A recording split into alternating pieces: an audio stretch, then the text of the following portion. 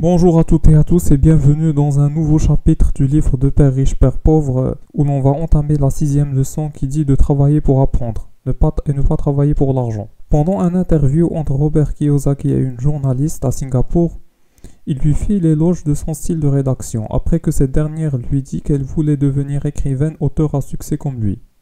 Il lui demanda ce qui l'empêchait de réaliser son rêve. Elle répondit « Mon travail ne semble mener nulle part. C'est pour cela que je travaille au journal. Cela m'aide au moins à payer mes factures. » Il lui suggéra d'aller dans une école de formation en vente.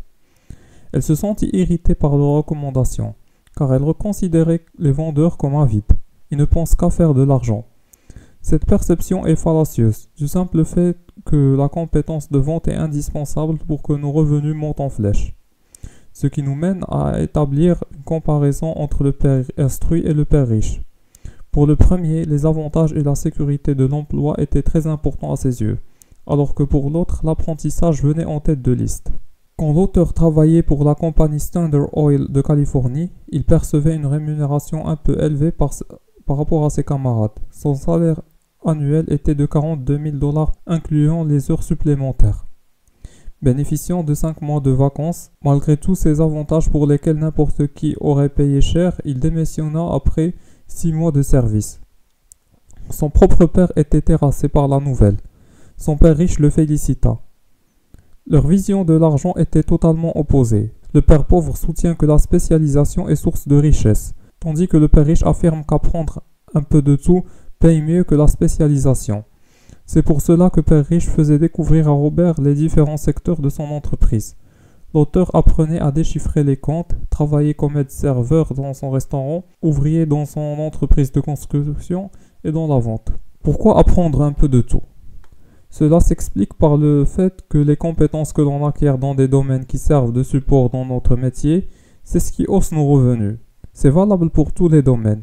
Même en tant que salarié, pour que sa rémunération augmente, il doit se doter d'autres compétences qui seront source de rentabilité pour la firme pour laquelle il bosse.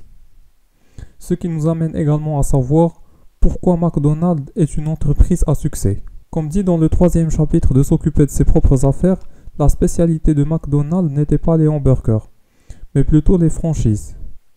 Il a appris beaucoup à propos des systèmes commerciaux. C'est ce qui a fait que son restaurant soit le plus célèbre au monde. Cela nous amène à dire que beaucoup de personnes se focalisent tellement à fignoler ce qu'elles ont appris à faire à l'école, ce qui est bon, mais cela ne les empêche pas d'apprendre les techniques qui sont susceptibles d'améliorer leurs revenus. Nous expliquons aussi leurs faibles revenus par leur réticence, le fait qu'ils résistent au changement. Ils ont adopté des coutumes qui font qu'ils ne voient pas plus loin que le bout de leur nez. Il y a un adage qui dit que l'on ne peut pas apprendre à un vieux singe à faire une grimace. Par conséquent, il est recommandé à cette catégorie de personnes qu'après s'être spécialisés dans un domaine, de s'assurer que l'entreprise pour laquelle ils travailleront, en plus d'offrir une rémunération très élevée, qu'elle soit syndiquée. En guise de conclusion, le secret du succès financier, c'est un mélange de savoir-faire, de nouvelles compétences et d'adaptation. Si vous avez trouvé cette vidéo utile, dites-moi en commentaire quelles compétences aimeriez-vous développer et bien sûr abonnez-vous pour plus de contenu comme celui-ci. Sur ce, je vous dis à la prochaine et à bientôt pour une nouvelle vidéo.